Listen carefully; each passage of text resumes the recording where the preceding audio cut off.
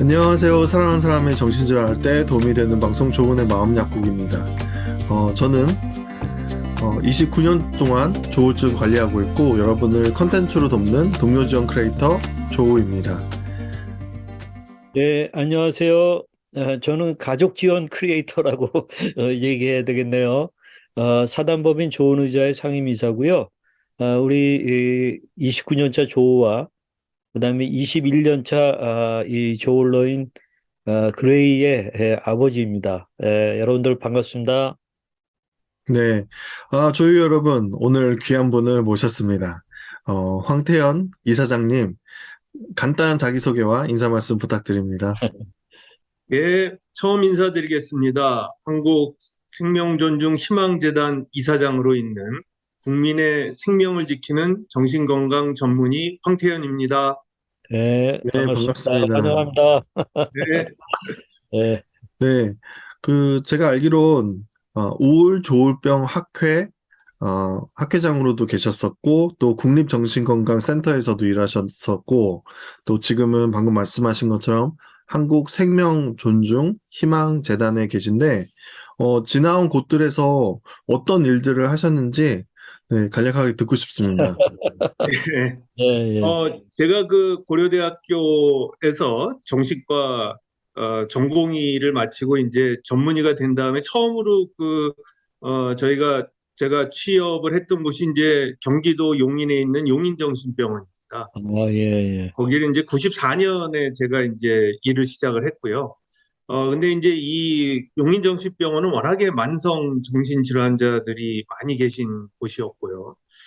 그중에서 뭐 조현병 환자가 제일 많으셨지만 또한 예. 그 조울병 또 심한 우울증 환자분들도 많이 계셨었어요. 그래서 제가 네. 이제 주로 그분들을 이제 치료하고 또 그분들을 사회에 복귀시키는 그런 재활 훈련을 이제 용인정신병원에서 이제 아, 계속해서 시행을 해왔는데요.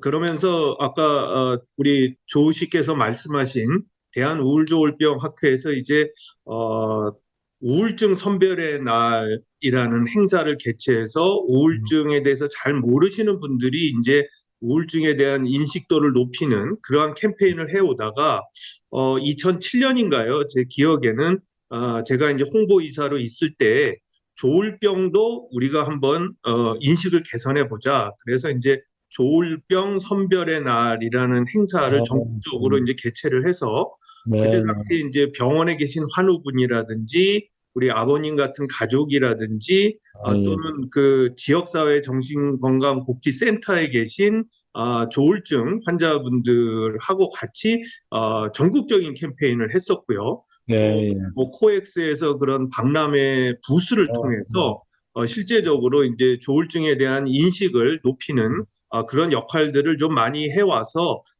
조울병 오늘 그 조은의 그런 약국과 같이 제가 이렇게 어, 인터뷰를 하게 돼서 무척 아, 기쁘게 생각합니다. 네, 감사합니다.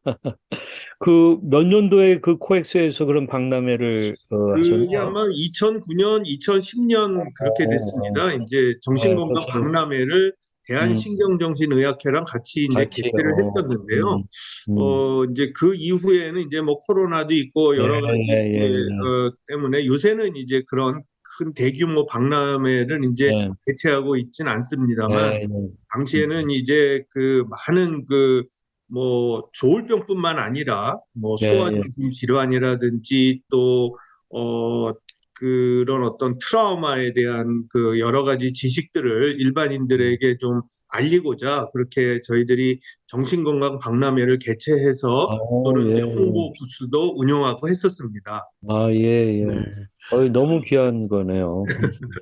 네, 저희에게, 황태현 이사장님을 소개해 주신 분께서 말씀해 주셨는데, 또, 패밀리 링크라고 있는데, 네, 네, 네, 저희, 한 달에 한 번 이렇게, 저희가 줌으로 자주 모임도 하고 그러거든요. 네, 그때 네. 이렇게 패밀리 링크의 한 강의 PPT를 가지고 같이 공부하는 시간도 갖고, 음, 그랬었는데, 음, 패밀리 링크를 한국에서 시작할 수 있게 해주신 분이 또 황태현 이사장님이시더라고요. 그러세요. 예, 예. 예, 맞습니다. 음, 패밀리 링크 프로젝트는 사실은 제 기억으로는 한 2003년, 4년, 이때쯤 이제 홍콩에 네, 네, 동아시아에 있는, 정신과 의사들이 한번 모였었어요. 각국에서. 네. 그래서 이제 존슨 앤 존슨의 좋은 후원으로, 거.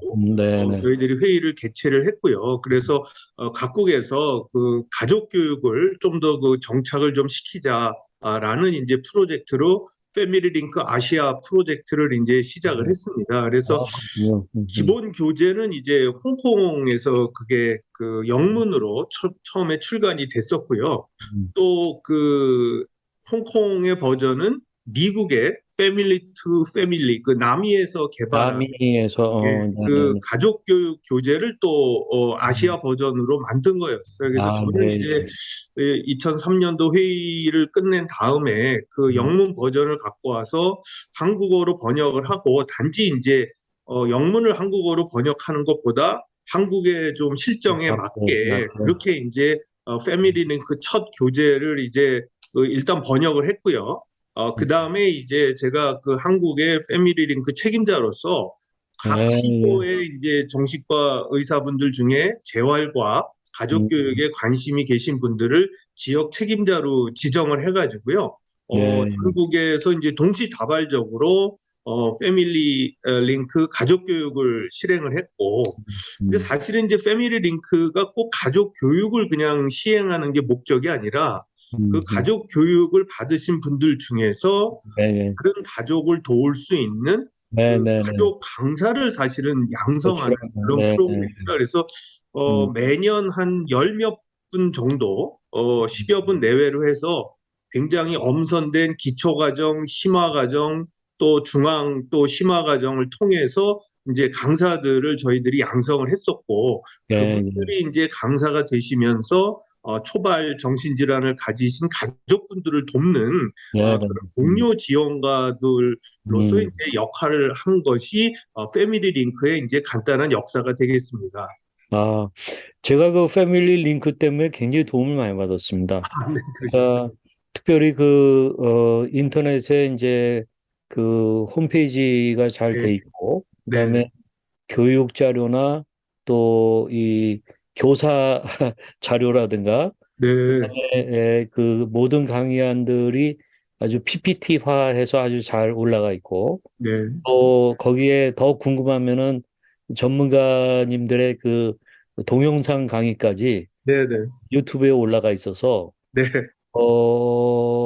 어유 독학하기에도 너무 잘 돼 있고 예, 굉장히 도움을 많이 받았습니다. 네.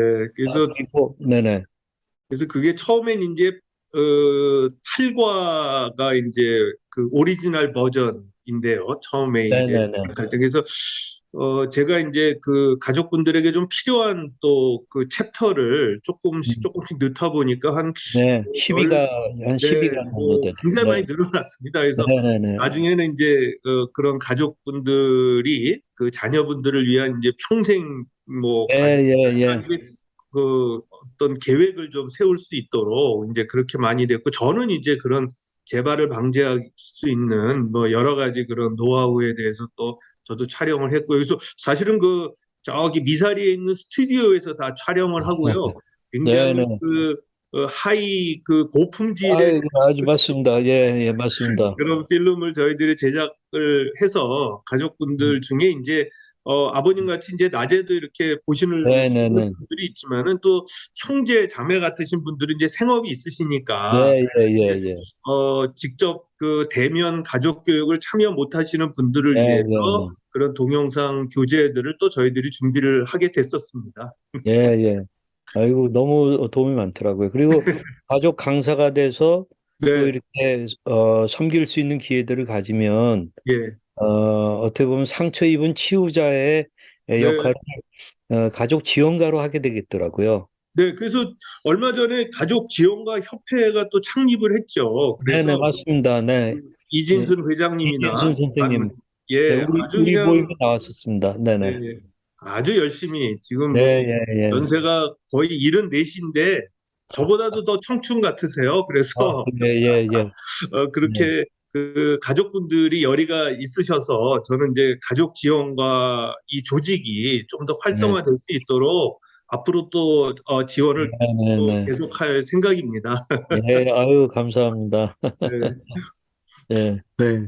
그래서, 오늘은 그 황태현 이사장님과의 그 인터뷰보다는, 조울증에 대해서, 네, 네, 제가 인터뷰로 하려고 이렇게, 말씀드렸더니, 그래도, 좀 좋은 애 마음 약국인데, 조울증에 대해서 더 깊게 대화 나누면 좋겠다, 이렇게, 제안을 주셔서, 네. 여태까지 인터뷰해 주신 분들 중에 제일 적극적으로 저에게 말씀을 해주셔서, 막, 인터뷰 전에도 통화하고, 네, 그랬었는데, 네, 그래서 조울증에 대해서 좀, 대화 나누는 시간을 가지려고 합니다. 네. 어, 이사장님께서 그 조울증을 한 문장으로 설명한다고 하면 뭐라고 하실 수 있나요? 글쎄요, 여러 가지 비유가 있겠지만, 저는 그 튀는 레코드판이다. 이제 그렇게 좀 말씀을 어, 드리고 싶습니다. 그래서 음. 사실은 그 조울증을 가지신 분들이 굉장히 그 건강한 부분이 굉장히 많으신데, 뭐 음. 아버님께서는 옛날에 전축판 이렇게 바늘로 음. 들으신 기억이 예, 있으시겠지만, 예. 이게 조금 오래되고, 그러다 보면 좀 흠집도 나고, 예, 먼지도 예. 끼고, 또 이렇게 바늘이 좀 닳고 그러면 얘가 이제 가끔 튑니다. 그렇죠. 튀는 것이 어떻게 보면 이제 그 약간 조증. 조증이다 이렇게 비유를 예. 할 수가 있을 것 같고요. 그래서 한 번 튀었을 때 그거를 갖다가 이제 조기에 잘 이제 뭐 바늘도 점검하고 먼지도 깨끗이 닦고 레코드판도 이렇게 보고 그러면 이제 그 다음엔 안 튀지 않습니까? 예, 하지만 예, 이제 예. 그런 것들이 제대로 처음에 그런 그 조증 증상이 나타났을 때 제대로 치료가 안 되거나 본인이 거기에 대한 인식을 갖지 않으면 이게 돌 때마다 이 반복해서 튀거든요.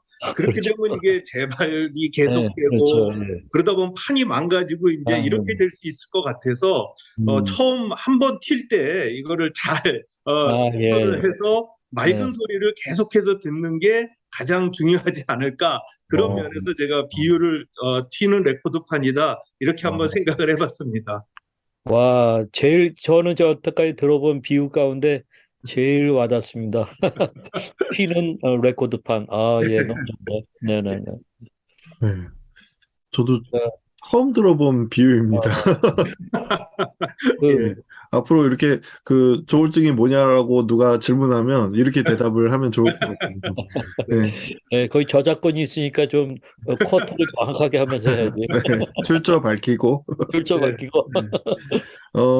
많은 조울증 당사자분들을 보셨을 텐데, 네. 이분들에게 있는 공통점이, 음. 조울증 발병 요인과 연관이 있다고 느끼신 적이 혹시 있을까요? 아이고. 네.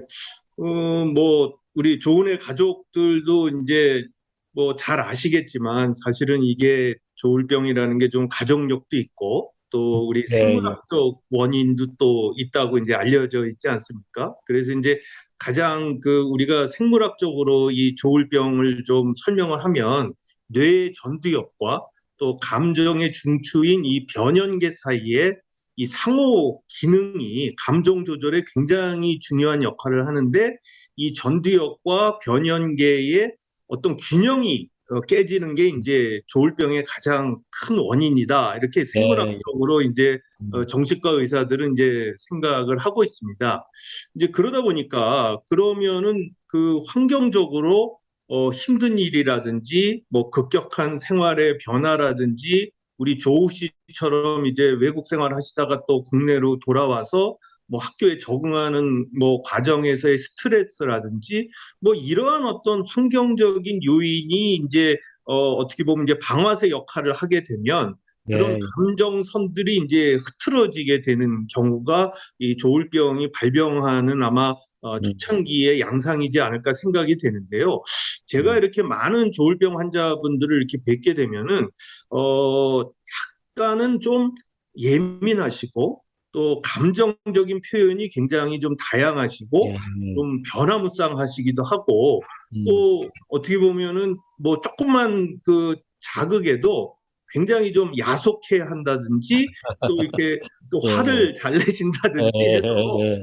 이 감정이 풍부하신 것까진 좋은데 음, 때로는 너무 변화무쌍한 그런 분들을 이제 많이 뵙게 돼요. 근데 예. 그분들이 조금 더 감정적으로 치우치실 수 있는 그러한 스트레스가 이제 결합이 됐을 때 사실은 그렇게 이제 발병하시는 경우가 많아서 저는 좀 그런 분들 뵈면은 감정적으로 너무 좀 예민하시면 이런 자극에 너무 좀 쉽게 좀 본인이 이렇게 좀 경랑에 휩싸이듯이 그 감정에 빠져드시지 않을까 이제 이렇게 좀 염려되시는 분들이 있는데 그런 분들이 조금은 좀 조울병 발병하고 좀 관련이 있으신 것 같아요. 그래서 예, 저희가 항상 이제 이 입춘이 지나고 봄이 오게 되면은 이제 저희들 뭐 의사들끼리 이제 조울병의 계절이 왔다 이제 이런 얘기를 하거든요. 바빠지시겠네.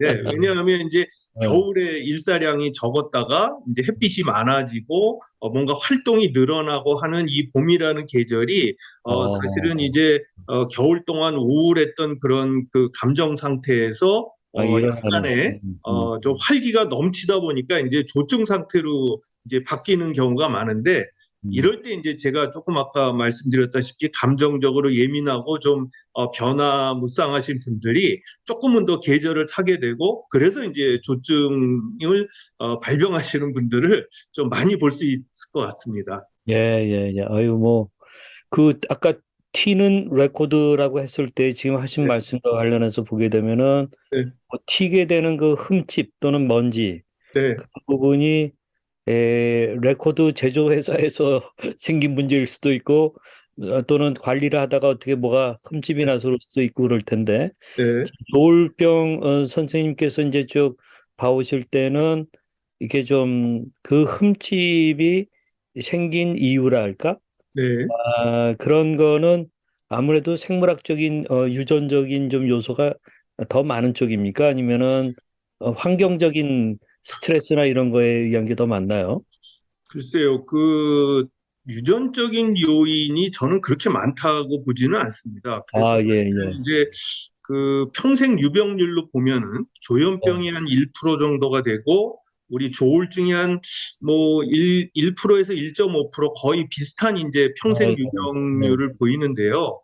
물론 이제 그런 어떤 유전적인 요인 또 가족력 같은 것도 굉장히 중요한 이제 네, 네, 원인이 이제 이거는 이제 기본 어떤 네. 기저의 원인이 될 수 있는데 제가 아까 음, 설명드렸다시피 이제 그러면 이 기저의 원인이 있는 분들이 다 발병을 하냐? 사실 그건 또 그렇지는 아니고. 않거든요. 네, 네, 그리고 이제 네. 발병을 일으킬 때 이 아까 제가 말씀드린 이 음, 방아쇠가 뭐냐 하면은 그러한 것들이 이제 어떤 뭐 직장에서의 갑질로 인한 스트레스라든지 네, 라든가. 또는 예를 들어서 뭐 이민을 간다든지 또는 네, 예, 예. 경제적인 곤란을 겪는다든지 음, 이러한 환경적인 스트레스가 이제 방아쇠 역할을 했을 때 비로소 네, 이제 조울증이라는 그 총알이 튀어나가게 되는 이 상황인데요. 그래서 네, 네. 유전적인 요인이 이제 어떤 체질적인 그러한 취약성은 충분히 다른 사람들보다 높다고 하지만 네, 그러한 네. 어떤 환경을 잘 조절하고 음, 스트레스를 잘 관리했을 때는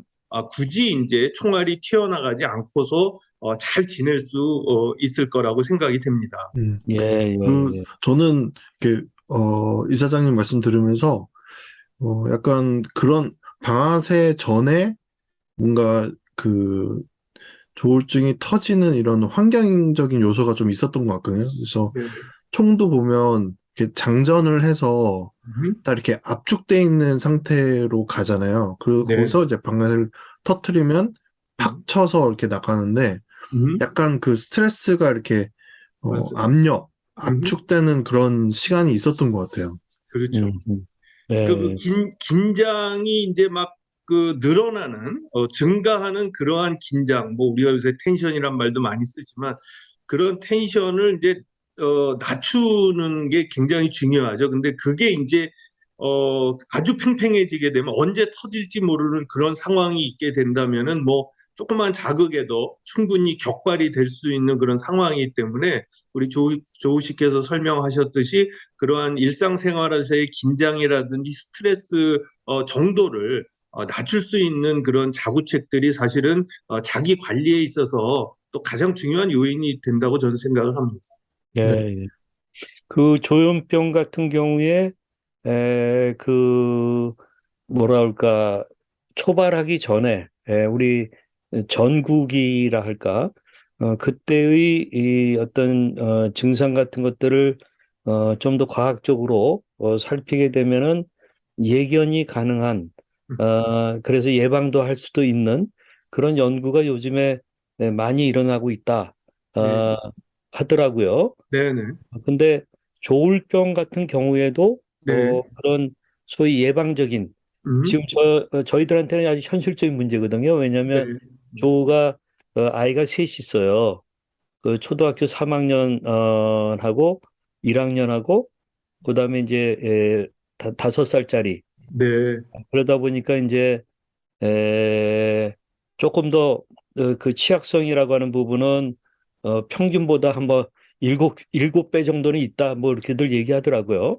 그렇게 봤을 때에 좀 더 예측할 수 있다면 얘네들이 이제 초등학교 3급 학년 된다든가 또는 중학생이 된다 했을 때 저희들이 좀 더 예의주시하면서 그 아버지가 겪었던 그 혼란과 고통을 그래도 좀 예방할 수 있다면 참 좋겠는데 그런 그 의학적인 연구는 좀 어느 지점에 와 있는지 이런 게 좀 궁금합니다. 글쎄요, 이제 조울병의 이제 발병 당시의 상태를 볼 것 같으면 대개는 바로 이제 조증이 나타나지는 않습니다. 그래서 한 그렇죠. 예, 예. 80% 정도는 이게 우울증으로 시작을 하거든요. 예, 그래서 예, 예, 예. 뭐 좋으시게도 설명을 해주셨지만 이제 뭐 영어로 하다 한국말도 안 되고 예, 이제 예, 예. 친구랑 대인 관계가 어려운 그때가 이제 어떻게 보면 제가 이해하기로는 이제 우울한 그런 네, 네, 상태였는데 맞아요, 맞아요. 예. 대부분의 조증으로 전환되기 직전에는 한 7, 80%의 환자분들은 이제 우울증으로 시작을 우울부터. 하거든요. 그래서 그 우울증이 이제 조증으로 이렇게 스위치 되면서 이제 비로소 조울병이라는 거를 이제 알게 되는 경우가 대부분입니다. 그래서 네, 사실은 처음엔 다 우울증인 줄 알아요. 그래서 네, 네, 네, 네. 우울증에 준해서 치료를 했는데, 이게 나중에 보니까 우울증이 단순한 우울증이 아니구나라고 이제 인식하게 되는 경우가 굉장히 많죠. 그래서 네. 사실은 조울병도 지금 미리 그거를 예방하기 위해서는 어떻게 해야 되냐 그러면 일단 우울증이 나타나는지를 예의주시하는 예, 게 저는 예, 중요하다고 예, 생각이 예, 예, 되고요. 그 우울증이라는 것은 이제 잘 아시다시피 네, 이제 네, 환경이라든지 주변의 스트레스라든지 자기만 겪는 이제 마음의 고통 같은 것들이 이제 원인이 되는데 그러한 어떤 심리적인 부담 같은 것들을 미리 캐치하고 그런 음, 것들을 줄일 수 있도록 가족들 네, 같이 이제 지지해주고 항상 그 생활에 있어서의 어떤 변화라든지 감정 변화를 알아챌 수 있도록 그렇게 민감하게 그런 자제분들을 좀 관찰하시는 것이 아마 가장 기본적인 게 아닐까 이렇게 생각이 됩니다. 네, 뭐 너무 도움되는 말씀입니다. 네. 예, 예, 예. 저는 한 가지 그러니까 말수가 줄어드는 거가 되게 또 중요한 것 같아요. 그렇지, 그렇지. 그렇죠. 그러니까 말을 통해서 그때그때 스트레스를 푸는 거가 너무나도 중요한데 네. 점점 이렇게 말수가 줄어드는 것도 우리가 조심해서 봐야 되지 않을까라는 생각이 듭니다. 맞습니다. 음, 그 본인이 스트레스가 쌓이게 되는 징후로서도 또 말수가 줄어들게 되고요. 특히나 이제 그런 어떤 대인 관계가 원활하게 되면 사람이 말을 통해서 자기 감정을 표현하게 되는데 말수가 줄어든다는 것은 그러한 어떤 관계의 단절을 또 보여줄 수 있는 그런 이제 하나의 그 징표가 될 수 있기 때문에 음, 평소보다 말이 너무 줄어들고 혼자 있는 시간이 많다. 그랬을 때는 이제 그런 우울증에 대해서 한번 우리가 생각해 봐야 되지 않을까 생각이 됩니다. 음. 네. 저희가 조언의 마음 약국을 하다 보니까 이제 여러 케이스들을 많이 상담 요청이 많아요. 지금까지 사례가 거의 2,000사례 정도 해 왔습니다. 네, 그러니까 그리고 이제 또 계속 후속적으로 저희가 같이 교류하는 사람들이 꽤 있거든요. 네, 네. 저는 이제 우리 조 같은 경우에 이제 그 동생 그레이하고 3살 차인데 그레이 같은 경우에는 뭐 조 탓을 하는 건 아니고 조의 형의 조울증 그거가 동생한테 굉장히 스트레스로 작용한 건 분명한 것 같아요. 음, 그래서 이제 그게 어느 때가 됐을 때 이제 터졌는데 우리가 미리 좀 알았다고 했다면 그런 부분들을 조금 더 충격 네, 완화시킬 수 있는 네, 그런 좀 지혜가 있었을 텐데 그렇고 네, 또 저희가 저희 그 같이 교류하는 알게 된 사람들 가운데 보면은 뭐 쌍둥이인데 언니가 발병했는데 에, 나중에는 동생도 발병한다든가 네, 누나가 발병했는데 남동생이 발병한다든가 음, 또는 아버지가 이 조울증이신데 그 딸들이 또 조울증인 케이스들이라든가 네, 이런 걸 보면은 단순히 어떤 생물학적인 요인만이 아니라 환경적으로도 그 조울러가 가족들을 또 뭔가 영향을 주는 가운데 일으킬 수 있는 부분들이 있다. 네. 그렇게 해석해도 좀 괜찮을까요? 그렇죠. 그 경우에는 이제 뭐 그 형제 자매들 간에 그런 네, 유전적인 요인이 있는 상황에서 또는 이제 네네네. 같은 가정에서 이제 지내다 보니까 사실은 이제 환경이 또 네, 네, 네. 영향을 많이 주게 되죠. 그래서 이제 그런 그 조현병 환자분들의 가족을 볼 때도 그 감정 표현을 너무 이제 뭐 비판적으로 하거나 너무 네, 네, 네. 직선적으로 했을 때는 이제 그러한 것들이 굉장히 안 좋은 영향을 끼친다고 하는데 이 조울증도 마찬가지인 것 같아요. 그래서 네, 네. 두 분께 그런 어떤 가족들 간에 뭐 음, 어떻게 보면 이제 유전적으로는 비슷하다 보면 기질도 사실 좀 비슷할 수 있거든요. 네, 예, 이제 예. 뭐라고 하면은 이제 한쪽이 좀 참으면 되는데 서로 이제 부딪히게 되는 경우들이 많고 그렇죠. 이제 맞아요. 그러다 보면 서로 이제 상승작용을 일으켜서 네, 뭐 굉장히 좀 울그락불그락하고 이제 네. 이런 상황이 가기가 쉬운데 이제 그러한 것들을 좀 미리 그런 기질적인 것들 야 우리 가족은 좀 너무 기분파 아니냐 뭐 이럴 때 그냥 네, 너도 뭐 이러고 나도 이러고 이러다 보니까 결국은 상황을 이렇게 우리가 악화시키는 거 아니야? 이제 그런 것들에 대한 허심탄회한 대화를 통해서 야, 우리 좀 참자. 요 정도 선은 우리가 지키자. 뭐 이런 것들을 가족들끼리 논의를 한다면 음, 실제로 이제 그런 상황이 다시 나타났을 때 좀 주의를 하게 되지 않을까 이제 그런 네, 생각해 봅니다. 예, 네, 예, 그 제가 이제 조울증이 조울러기 때문에 이렇게 네, 조울러를 딱 보면 네, 금방 알아채는 것 같거든요. 맞아, 맞아. 한 의사 선생님도 네, 물어보셨어요. 어떨 때는 의사보다 더 이렇게 네, 입원한 환우분들이 다른 환우의 변화에 대해서 되게 금방 캐치하고 그것을 알려줄 때가 있다. 네, 음, 이렇게 물어보시는데, 네. 어, 조울증이 얼굴에도 좀 나타나고, 그리고 또 그런 얼굴에 나타나는 조울증의 특징이 혹시 있다면, 그거야 우리 조우 씨께서 뭐 그 약국에 그 따님을 뭐 그렇게 금방 알아채고 그걸 다 아셨어요? 와, 예, 그 그레이시 부인 같은 경우는 이제 표현을 얼굴에 막 빛이 난다 뭐 이렇게 좀 표현을 하시고 그러다가 이제 그 다음에 조증이 또 얼마 있다 재발했다 이제 이런 표현을 좀 쓰셨는데 사실은 가족들이 그런 모습들을 제일 잘 아시겠죠. 예, 근데 예, 예. 저도 또 이제 의사로서 이렇게 보면은 너무 이제 그 낙천적이거나 네, 네. 굉장히 좀 여성분들 같은 경우는 막 화장도 굉장히 진하고 아, 말이죠. 뭐 귀걸이, 목걸이 해가지고 굉장히 사실은 이제 겉으로 드러나기를 이제 원하시고, 뭐 색조도 굉장히 진하시고, 또 이제 옷만 보더라도 굉장히 좀 빨간색을 좋아하세요. 그래서 루즈도 빨갛게 바르지만 이제 옷도 이제 빨갛게. 그래서 사실은 올겨울에 그 제가 TV를 보면서 느낀 게 그 아나운서들이 유난히 빨간색 옷을 많이 어, 입고 나타나시더라고요. 뭐 그게 뭐 정치 당 때문에 그런 건지 아니면은 뭐 패션 업계에서 빨간색을 이렇게 두목을 일으키자고 음, 그래서 그런지 모르지만은 그래서 그런 빨간색이라든지 뭐 분홍색, 연분홍 뭐 어떻게 보면 이제 음, 꽃무늬 뭐 이런 그런 이제 옷을 입으시면서 음, 그 얼굴의 미소가 단지 미소가 아니라 이제는 막 세상이 다 내 것 같다라는 그런 네. 표정을 지으시는 그런 얼굴을 보면은 아이고 이분은 또 내가 모셔야 되겠구나 이제 그런 생각이 들 때가 많이 있습니다. 예, 예, 예, 예. 아이, 재밌습니다. 예. 그 아나운서 분들이 주식을 하시나 이렇게 빨간색을 원하시는 건지 그 직접 경험하신 네. 조울러 에피소드 혹시 있다면 지금 뭐 네. 말씀하신 것 가운데 예, 예.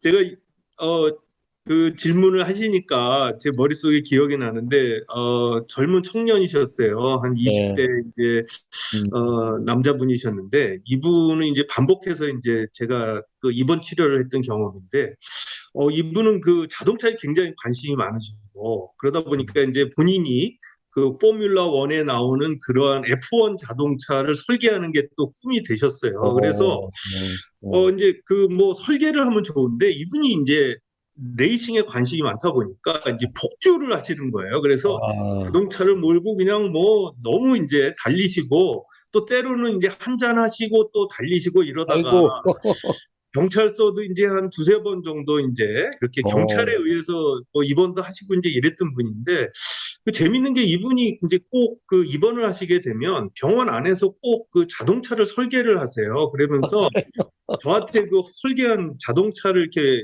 회진할 때마다 보여주시고, 보여주시는데 근데 정말 이 차가 포뮬러 1에 근접한 그런 설계도가 아니고 어, 이거 유치원 학생이 그린 차 같은 것들을 항상 보여주세요. 그래서 내가 아니 이거 가지고 어떻게 포뮬러 1을 그 할 수 있냐? 예, 가서 좀 제대로 그 설계하는 것도 좀 배우고 그래야지 그 포뮬러 1 자동차 설계사가 되시지. 이렇게 하면은 이거는 뭐 도저히 그 유치원 애들도 보면은 그 웃을 정도니까 근데 라고 또 그런 말 들으면 또 기분 나빠하시잖아요. 뭐 근데 본인이 그린 그림을 보면서 또 본인도 웃고 그러세요.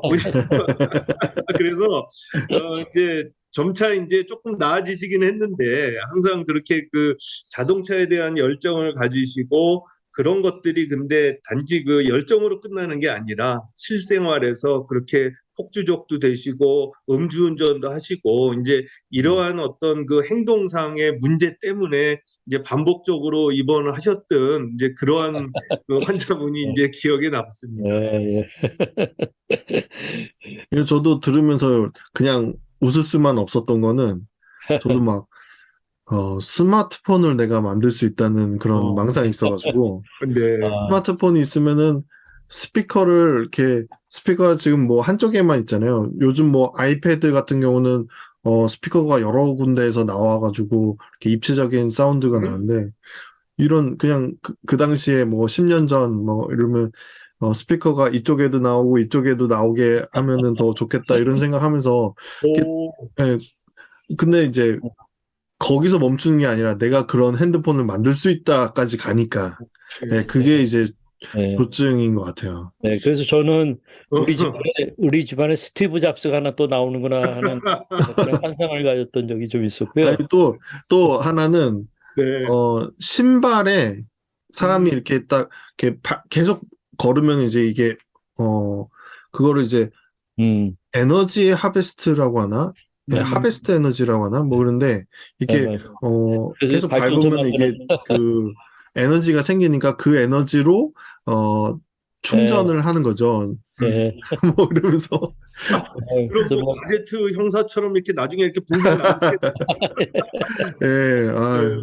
예, 그래서 그 조울러 가족분들도 분명히 참 우픈 그런 스토리들이 다 이렇게 많죠, 하나씩 많죠. 이상은 있었을 것 같아요. 네. 네, 그 조울러가 조증일 때는 좀 가족분들을 피곤하게 한다던가, 그래서 힘들고, 또 우울기 때는, 조울러 본인이 좀 힘들고, 가족은 또 그 모습을 보면서 안쓰러워서 이렇게 힘들고, 조울러의 가족들은 조울러가 심한 조증이 오면, 음, 어떤 태도로 대해야 되는지 잘 모를 수 있거든요. 근데 또 마찰이 좀 적을 수 그것과 관련해서 하나 더 내가 추가하고 싶은 거는 그렇게 하면서 그걸 여러 번 오랫동안 하다 보면은 가족들 가운데에 우울증 생기는 경우들을 뭐 음, 엄마가 우울증이 생겼다든가 음, 막 그런 또는 아버지는 분노 조절 장애에 문제가 생긴다든가 하는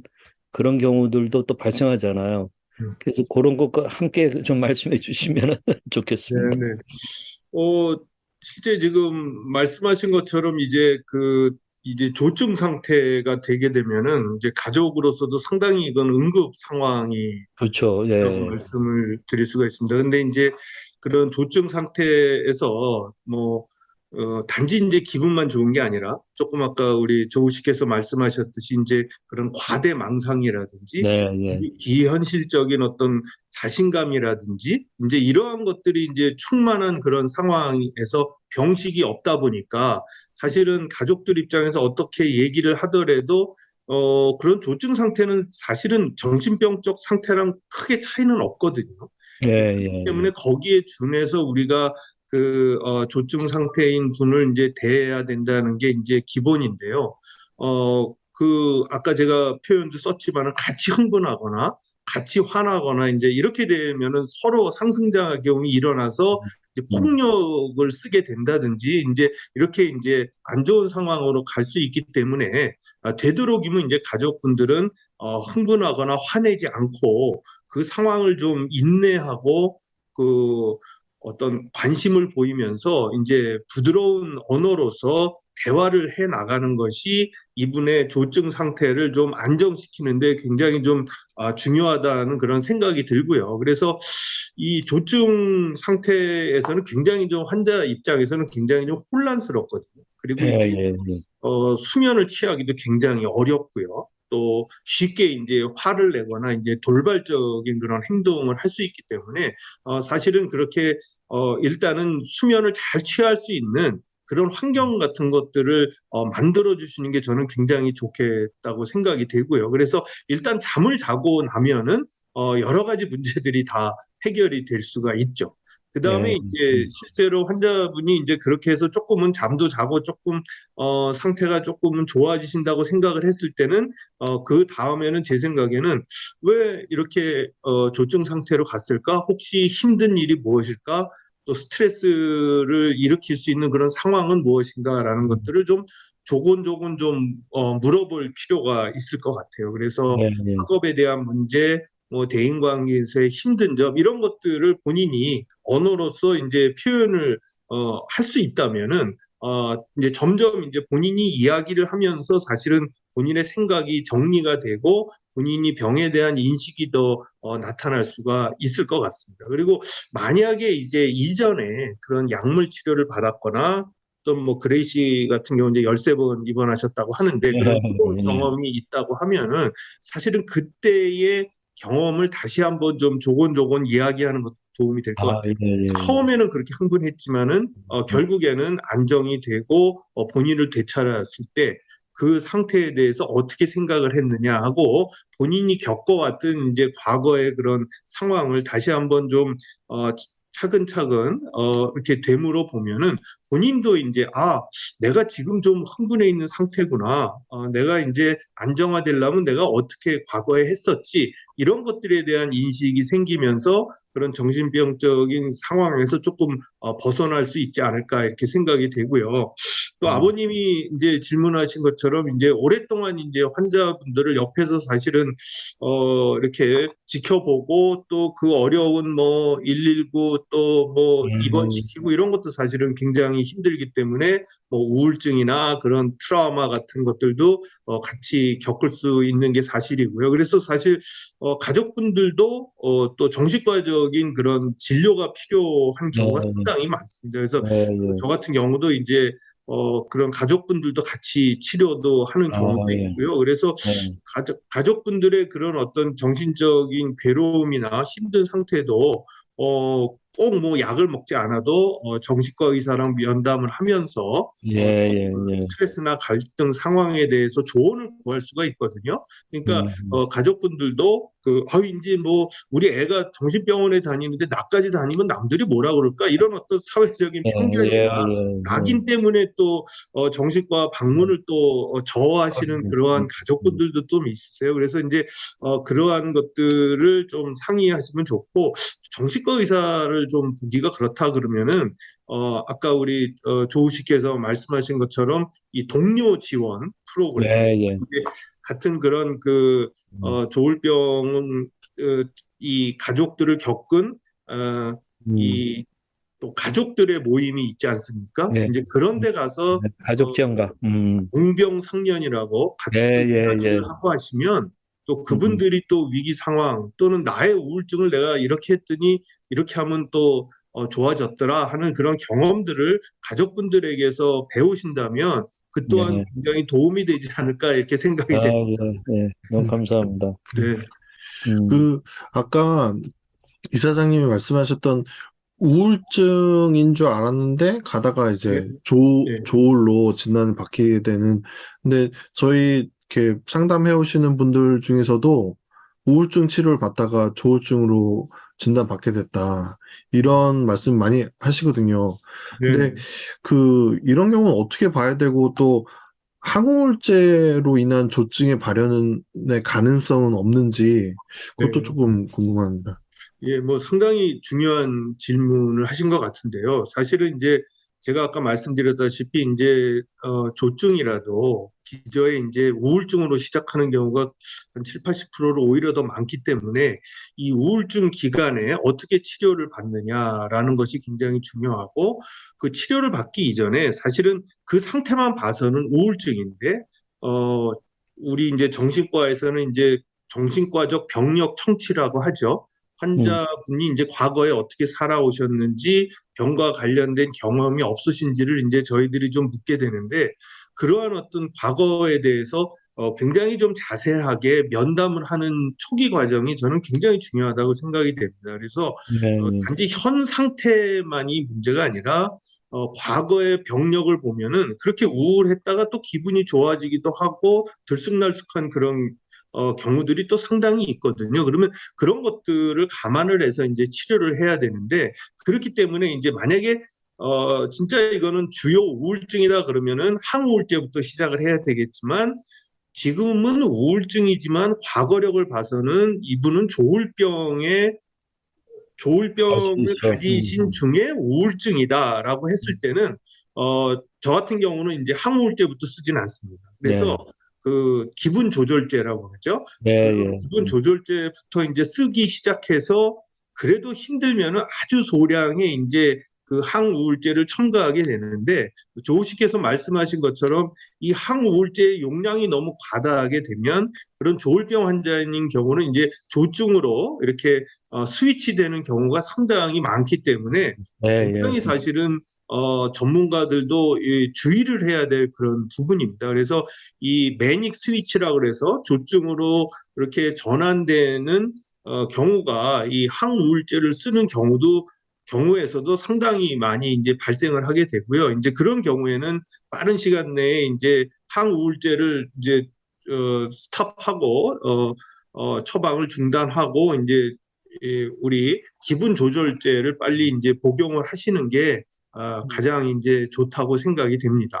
네. 네. 네. 이사장님, 그 조울 1형, 2형은 뭐 대략 이제 많은 분들이 알고는 있는데, 네. 순환형 같은 경우에는 네. 조금 더 설명을 좀 해주시겠습니까?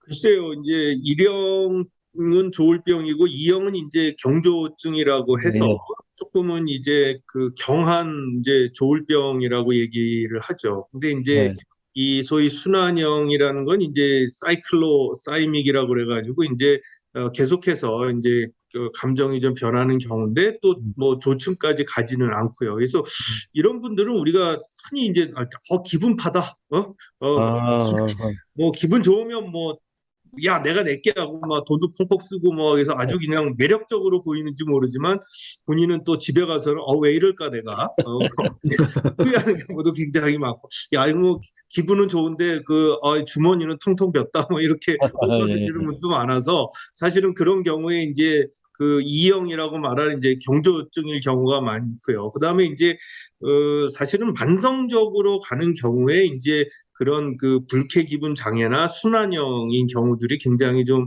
많이 있습니다. 근데 그런 경우는 이제 사실은 어떤 계절성 우울증과도 사실은 좀 감별을 해야 되고요. 제가 예. 아까 서두에 말씀드릴 때 이제 봄이나 가을이 왔을 때 조증의 발현이 이제 많은 경우가 대부분인데 그렇지만은 이게 이제 순환적으로 어떤 외부의 어떤 그러한 어떤 계절적인 변화도 없이 기분의 변화가 계속이 됐을 때는 이런 순환형을 의심해 봐야 되고, 이 또한 이제 치료는 이제 기분 조절 때부터 시작을 해서 우울한 기분이나 이제 조증의 기분을 이제 정상화시키는 그러한 치료를 받게 되면은 상당 부분 또 해소가 되실 수가 있습니다. 네. 네, 네, 네. 감사합니다. 아유, 그 조울증이 보통 10대 후반에 이나 아니면 20대에도 발병이 되곤 하는데, 그래서 중요한 결정을 내려야 되는 때이고 또 인생에 있어서 많은 배움이 있는 때여서 이 부분에 조울러들이 그 힘듦을 겪게 되고 또 좌절도 겪게 되는 것 같은데, 아주 만약에 이사장님의 자녀가 조울증이 발병되었다면 음, 어떤 방식으로 자녀분을 가이드해 주실지. 음, 예. 그러니까 그 사실은 제가 다른 한 예를 들 것 같으면 이제 조현병을 일본의 이제 그 의사는 이제 이거를 꼭 왜 병으로 꼭 보느냐라는 이제 얘기를 한번 한 적이 있어요. 그래서 책 중에 이제 분열병과 인류라는 뭐 그런 책도 제가 읽어보면 이거는 이제 아주 시기에 그런 그 야수들이 침범해 왔을 때 가장 예민한 사람이 사실 살아남았고 좀 예, 예, 둔감한 사람들은 다 이제 뭐 부럽다. 사자고랑이한테 먹혀서 이제 이미 다 이제 돌아가신 그런 상황에서 그때는 이제 이 조현병이 이제 굉장히 그 우성 유전자였기 때문에 이제 살아남았는데 최근에는 이제 맹수들은 다 동물원에 가 있다 보니까 그런 그 위험을 뭐 빨리 감지하는 게 중요한 게 아니고 이제는 규칙적인 생활을 하면서 농사도 잘 짓고 이제 이런 사람들이 예, 농경사회에 예. 적응한다. 이제 이런 얘기들을 많이 하는데요. 사실은 조울증 자체도 그렇게 이거를 병적으로 보는 뭐 그런 시각도 있겠지만은 어떻게 보면 이제 기질적인 부분들도 상당히 많거든요. 그래서 10대나 20대 때는 특히나 이제 어떤 우리 인생에 있어서의 어떤 뭐 감정적인 격정기다라고 이제 우리가 얘기를 하지 않습니까? 그래서 이 성장기에 계신 분들은 이제 감정에 대해서 굉장히 좀 본인 스스로가 그 인식하기가 어려운 경우가 많아요. 그래서 10대나 20대 때 이제 발병할 당시에 저 같은 경우에는 이제 그 본인의 그 감정의 변화를 좀 기록할 수 있게 그런 감정 기록 차트 같은 것들을 좀 작성하게 하거든요. 그래서 그걸 우리가 무드 차트라고 하는데 그러한 무드 차트를 좀 본인이 직접 기록을 하면서 본인의 어떤 그 감정 상태를 인식하게 하는 그러한 것들도 굉장히 필요할 것 같고요. 만약에 약이 필요할 정도면은 이제 잘 또 설득을 해서 치료를 네, 받게 네. 하는 게 또 부모로서 굉장히 중요할 것 같고, 약을 만약에 복용하고 있다 그러면 제 생각에는 그런 그 부모가 자녀랑 같이 즐겁게 성취감을 느낄 수 있는 일들을 좀 같이 해보는 것도 좋을 것 같고요. 또 에너지가 너무 많다고 했을 때는 이제 같이 좀 운동도 하고 예, 그러다 보면 이제 타인과 또 같이 운동이라는 게 이렇게 또 관계 형성이 되지 않습니까? 네, 이제 네. 그러한 그 타인과 비교를 해서 본인이 적절하게 또 행동할 수 있는 그러한 기회를 갖도록 그렇게 만들어주는 게 부모로서 10대 또 20대 초반에 자녀들에게 할 수 있는 역할로서 중요하지 않을까 이렇게 생각이 됩니다. 예, 예. 말씀을 듣고 보니까 제가 조우나 우리 그레이한테 제가 전문의가 아니어서 미안합니다라고 해야 될 것 같아요. 아버님이야 뭐 잘 하셨을 텐데요, 뭐. 아니요, 아니요. 굉장히 돌아보면은 후회스러운 거가 참 많습니다. 아, 예, 예. 네. 또 이 구독자분들 중에서 어, 아버지의 그 방송에서의 모습만 보고 너무 부럽다. 나도 저런 아버지 밑에 있었으면 좋았을 텐데 이런 말씀하시는데, 얼굴 음. 빨개진다. 그 방금 운동 얘기하셨을 때 그 생각이 든 거가, 네. 조증일 때 운동이 그렇게 잘 돼요. 어, 맞아, 예, 맞아. 중고등학교 때 농구를 좋아해서 농구하면 조증일 때는 막 되게 마이클 조던 같아. 약간 천재적인 플레이가 나오더라고요. 어, 네. 네. 음. 그, 그러면 그 이사장님께서 생각하시는 조울러의 강점은 혹시 뭘까요? 예. 우리 동생 그레이의 사례에서도 제가 봤지만은 굉장히 작곡도 잘하시잖아요. 예. 연주도 잘하시고. 그래서, 이렇게 보면은 그런 창조적인 예술성 같은 것들이 우리 조울로들에게 상당히 있으신 것 같아요. 그래서 어떻게 보면 인류에게 그런 문화적인 유산을 남기신 분들이 굉장히 많기 때문에 그러한 것들은 굉장히 그런 창조성은 이제 강점이 되지 않을까 생각이 돼서 여러분도 아시겠지만 해밍웨이라든지 음. 차이콥스키, 빈센트 반 고흐, 톨스토이, 버지니아 울프 우리가 아주 그 열거하기가 힘들 만큼의 많은 분들이 사실은 많은 업적을 남기시지 않았습니까? 이분들을 보면은 또 몰입도 잘하시고 때로는 음. 추진력도 굉장히 있으시고 한 것 같아요. 그래서 이 조울로들의 그런 어떤 본인만이 갖고 있는 감수성이랄까 음. 이런 것들이 사실은 강점이 전 될 수 있다라고 생각이 되는데 음. 그러한 것들이 이제 너무 튀게 되면 이제 문제가 생기겠지만 그러한 점들을 이건 나의 강점이다라고 인식을 하고 그런 걸 통해서 본인이 하고 싶은 일을 잘 추진하신다면 저는 또 그게 성공의 한 요인이 되지 않을까 이제 네, 그렇게 생각이 됩니다. 음, 네, 네.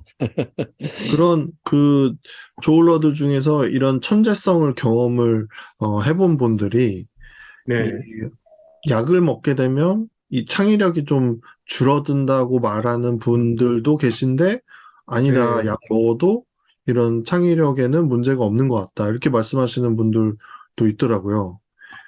그게 이제 그 사실은 약의 효과 중에 이제 진정작용이라는 게 있거든요. 네, 이제 사실이죠. 들으셨겠지만은 이제 크로르프로마진이라는 약이 1950년도에 처음으로 이제 조울병 환자에게 사실은 이제 투약이 된 게 사실은 그런 그 옛날에 그냥 일반적으로 얘기하는 이제 광기를 음. 치료하기 위해서 이제 처방을 했다고 하는데 그러다 보면은 이제 조울병 환자분들 중에서는 그 본인이 표현할 때 그렇게 막 창조적이고 기분이 하이하다 뭐 이렇게 표현을 하시는데요. 음. 그걸 이제 그리워하시는 분들이 쉬워요. 있어요. 네, 네, 그때는 여러 가지 생각들이 그냥 한꺼번에 막 떠오르고 네. 그래서 우울증에 빠지면은 그 옛날에 그 조증에 대한 기억 때문에 선생님 빨리 좀 나 좀 이렇게 치료를 해주세요. 그리고 그래서 사실은 조울러들 중에 그러한 어떤 그 상태가 그리워서 이제 때로는 술을 드시기도 예, 하시고 예, 또 예. 젊은 층에서는 이제 에너지 드링크라고 해서 이제 카페인이 많이 든 거를 이제 먹기 시작하면은 사실은 이제 잠도 잘 못 자고 그래서 일시적으로 그런 하이한 감정에 도달할 수 있을런지는 모르지만은 장기적으로 봐서는 이제 그게 사실은 좋지 않거든요. 그래서 이 창조적인 게 어떤 조증에 어, 반짝하고 나왔던 그게 중요한 게 아니라 그거를 갖다 꾸준하게 유지하는 게 사실은 더 중요하기 때문에 그러한 면을 강조한다면은 사실은 일시적인 조증 상태를 그리워할 게 아니라 본인의 창조성을 일상생활에서 아주 오랫동안의 기간 동안 서서히 그 빛을 발할 수 있는 이제 그러한 상황을 본인이 만들어가는 게 잘을 실현할 수 있는 길이 아닐까 이제 그런 생각을 해봅니다. 음. 네. 그런 창조성 있는 조울러들을 가족이나 또는 뭐 배우자나 이 돕는다는 거는 정말 쉽지는 않을 것 같아요. 빈센트 반 고흐 같은 경우에 이제 동생 테오가 상당히 잘 이제 형을 도와서 나중에 이제 저걸 했습니다만 서로가 당대에는 굉장히 빚을 못 받잖아요. 그 반 고흐 같은 경우에는 뭐 그 동생 그 제수 씨가 상당히 오히려 그걸 자기 그러니까 이 고흐의 작품을 아주 드러냈더라고요.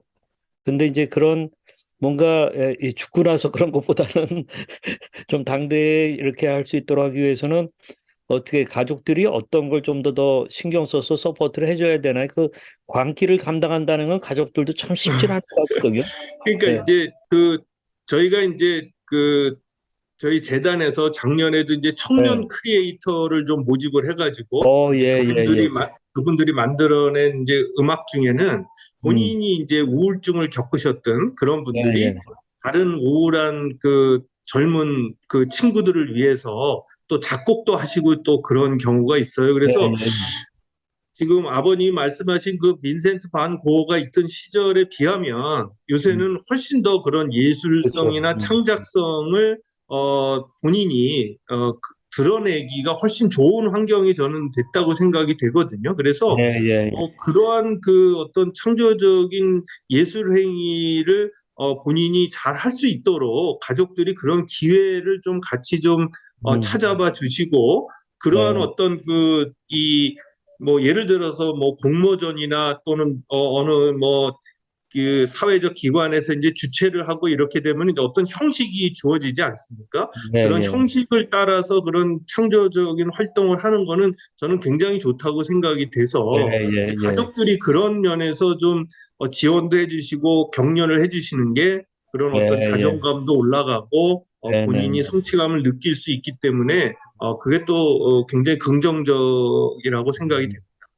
네. 네, 네. 감사합니다. 그 네. 이사장님의 아이디어로 이렇게 조울증에 대해서 딱 이렇게 대화 나누는 시간 갖는데 너무 좋은 것 같아요.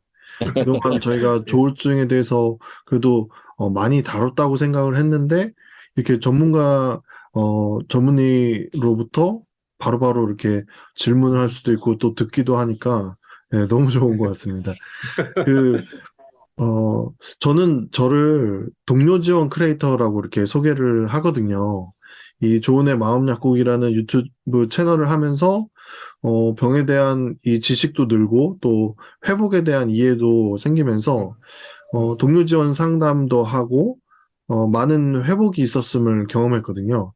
그래서 저와 같이 동료 지원 크리에이터가 되기 원하는 친구들과 함께 이렇게 재밌고 또 다른 이들 도울 수 있는 일들을 하기 원하는데 이 요즘 동료 지원 센터들이 좀 생겨나고 있어요.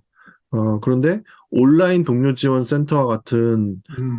역할을 조은의 마음 약국이 할 수 있다고 생각하는데 예, 그 부분에 대해서는 어떻게 생각하시는지.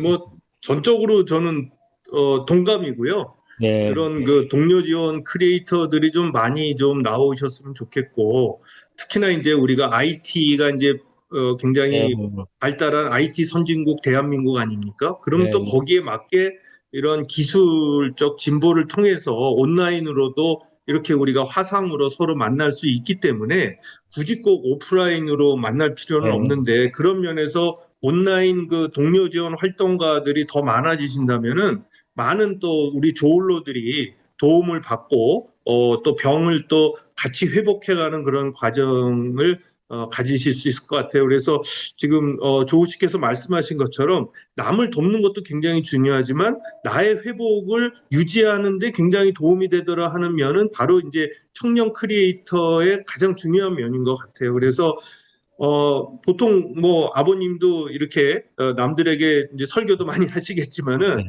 설교하려면 이제 준비도 많이 하고 이제 공부도 그리고 많이 하는 것과 맞아요. 네, 마찬가지로 동료 지원과도 다른 동료들에게 본이 되기 위해서는 본인이 그렇죠. 철저하게 생활도 하고 모르는 거 찾아도 보고 이렇게 공부를 하게 되지 않습니까? 네, 그 네, 과정이 본인의 회복에 아주 중요한 또 요인이 될 수 있고 본인의 건강을 지켜줄 수 있는 또 그런 또 요인이 될 수 있기 때문에 저는 뭐 모든 분들이 회복한 다음에 동료 지원과 활동을 하시는 거는 적극적으로 네, 권장할 일이라고 생각이 됩니다.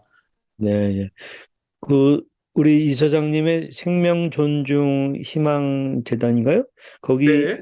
거기서 하시는 일은 무슨 자살 예방과 관련된 그런 건가요? 아니면 아까 크리에이터들을 위한 뭘 하신다고도 들었고 어떤 건지 한번 네. 소개해 주십시오.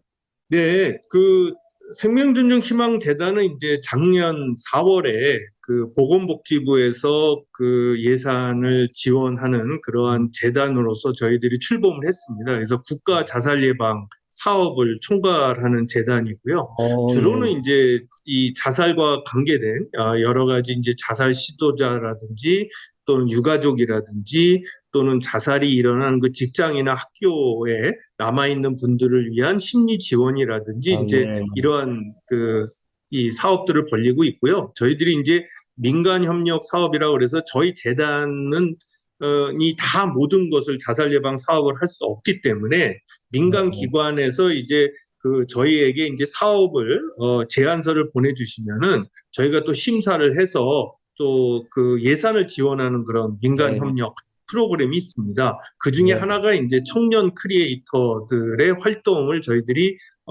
이제 작년 같은 경우에 지원을 해드려서 10명의 이제 청년 크리에이터들이 그러한 이제 작곡도 하시고 또 뭐 여러 가지 이제 그런 홍보물도 만드시고 이제 그런 활동을 이제 하셨었죠. 청년 크리에이터라 하면은 꼭 당사자일 필요는 없고 누구든지 예. 크리에이터가 그렇죠. 그걸 얘기하는. 예. 네네. 근데 이제 뭐 조울병 가지시고 회복하신 분이 나도 뭐 지원한다 그러면 아니 뭐 어떻겠습니까? 예. 다 대환영이죠. 네. 네네. 네. 너무 좋은 정보 또 주셔서 너무 감사합니다. 오늘 조울증에 대해서 굉장히 많은 사실들을 알게 되었는데 너무 감사하고 이 끝으로 저희 조은의 이웃 조이님들에게 따뜻한 네. 말씀 한마디 부탁드립니다. 네.